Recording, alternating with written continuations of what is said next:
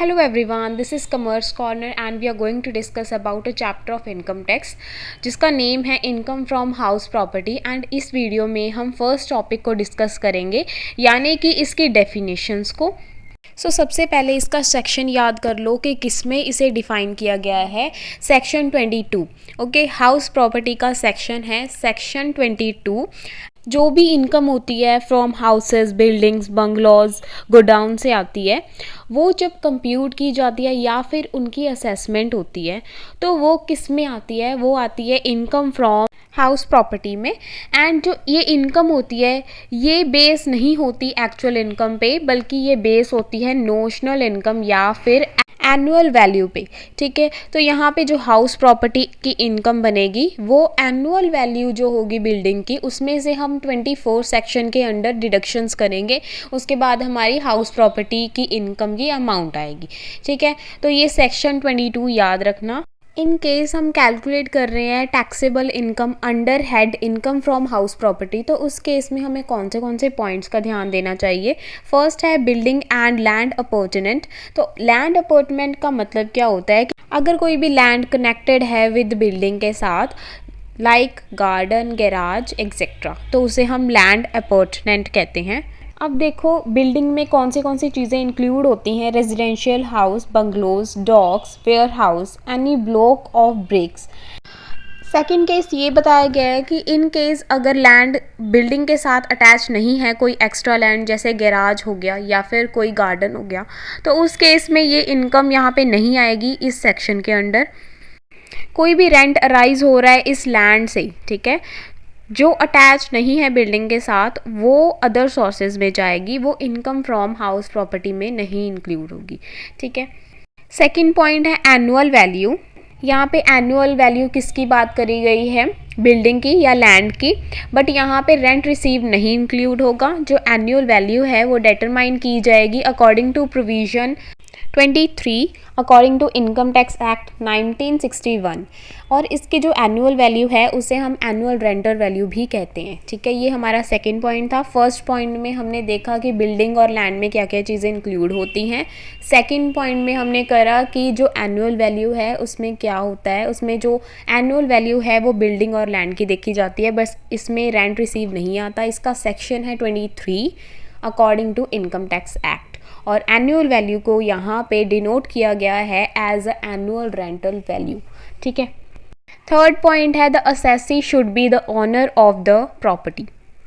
इस पॉइंट में ये बताया गया है कि सिर्फ ओनर ऑफ द प्रॉपर्टी ही डील कर सकता है इन केस अगर उसे कोई इनकम आ रही है फ्रॉम हाउस प्रॉपर्टी से। ठीक है, इसका मतलब ये है कि यहाँ पे सिर्फ ऑनर होगा जो लीगली या बेनिफिशली ऑनर हो सकता है, ना कि जिसके पास पोजेशन है उस प्रॉपर्टी का। अब इसको हम तभी डील करेंगे अगर वो ऑनर है, तभी ये इनकम फ्रॉम हाउस प्रॉपर्टी में जाएगा, अदरवाइज़ ये इनकम फ्रॉम अदर सोर्सेज में जा सकता है। अब यहाँ पे कुछ केसेस आते हैं जिसमें हम ऑनरशिप डिसाइड करते हैं। फर्स्ट पॉइंट है इन केस अगर लैंड लीज पे लिया गया है फॉर लॉन्ग पीरियड के लिए और उसमें सुपर स्ट्रक्चर कंस्ट्रक्शन भी इन्वॉल्व है, और जो पर्सन इसे लीज पे ले रहा है उसे हम ऑनर मानेंगे। सेकंड पॉइंट है जो प्रॉपर्टी है वो मोर्टगेज की गई है। ठीक है, मोर्टगेज हुई है एंड मतलब गिरवी रखी हुई है इन केस अगर लोन वगैरह लिया होगा, तो इसमें मोर्टगेजर होगा वो ही ऑनर माना जाएगा। है जहाँ पे प्रॉपर्टी कंस्ट्रक्ट हुई है इन केस ऑफ पार्टनरशिप में, तो यहाँ पे जो फर्म होगी वो ही ऑनर होगी as compare to individual partner. Fourth point है यहाँ पे ये नेम याद कर लेना, custodians of evacuee property. In case अगर जो पर्सन है उसकी प्रॉपर्टी इनके हाथों में है तो यहाँ पे वो ऑनर नहीं माना जाएगा। ठीक है, फिफ्थ पॉइंट है अगर असेसी बिल्डिंग को लीज पे लेता है और यहाँ पे कोई इनकम ड्राइव होती है बाय असेसी, तो उस केस में ये इनकम फ्रॉम अदर सोर्सेज में जाएगा इन केस ऑफ सबलेटिंग और रीलेटिंग, बट ये कवर नहीं होगा इनकम फ्रॉम हाउस प्रॉपर्टी में। ठीक है, इन केस अगर जो हाउस है वो कंस्ट्रक्ट कर रही है कोऑपरेटिव बिल्डिंग सोसाइटी या फिर अलॉट या लीज आउट कर रही है टू इट्स मेंबर को, मतलब अपने ही मेंबर को वो दे रही है ये, ठीक है, कौन सी सोसाइटी, कोऑपरेटिव बिल्डिंग सोसाइटी, उसके द्वारा ही कंस्ट्रक्ट किया जा रहा है, वो ही अलॉट कर रही है, एंड जो मेंबर है उसे हम यहाँ पे ऑनर मान सकते हैं उस बिल्डिंग का। ठीक है, ये सारी चीज़ें डील कर रही थी वी कौन ऑनर होगा। ठीक है, और उसके बाद हमारे पास पॉइंट आता है deemed owner of a house property, यानी कि किसे हम मान सकते हैं under section 27। According to section 27 income tax act में ये लिखा हुआ है कि कोई भी पर्सन जो प्रॉपर्टी का ऑनर नहीं भी है उसे हम मान सकते हैं ऑनर ऑफ दैट प्रॉपर्टी।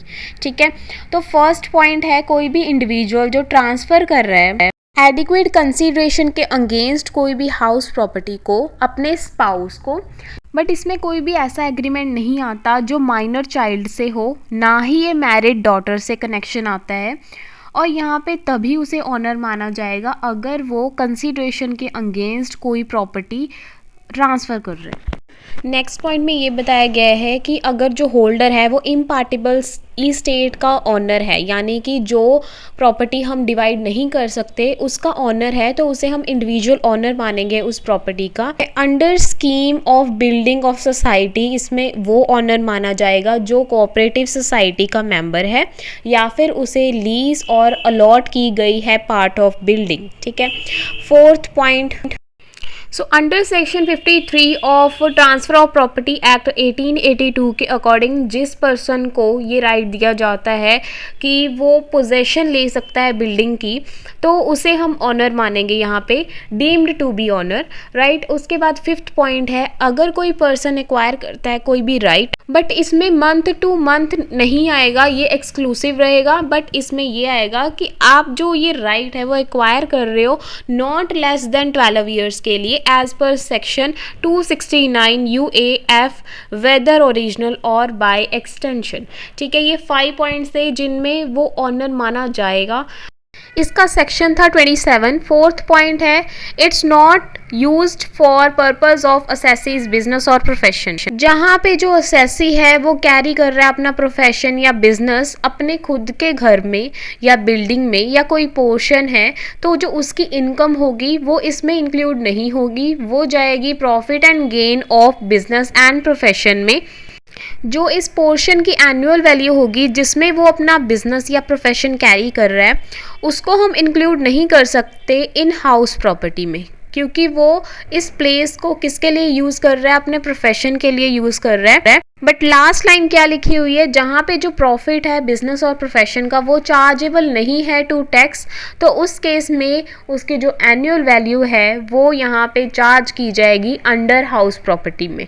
ठीक है, जो चार्जेबल होता है टैक्स के लिए वो आएगी प्रॉफिट एंड गेन्स में, अगर वो चार्जेबल नहीं है टैक्स के लिए तो उसमें हाउस एंड प्रॉपर्टी को इंक्लूड कर देंगे। अब फिफ्थ पॉइंट है dispute about ownership.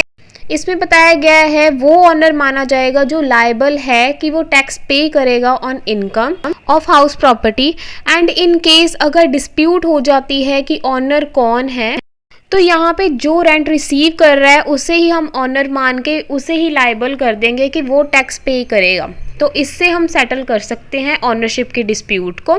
Next point है sixth point, house property situated in a foreign country. In case अगर रेजिडेंट है असेसी इंडिया का बट उसका जो हाउस है वो फॉरेन कंट्री में है, तो जो उसकी इनकम होगी उस हाउस की वो टैक्सेबल कहाँ होगी, इंडिया में होगी अंडर हेड हाउस प्रॉपर्टी।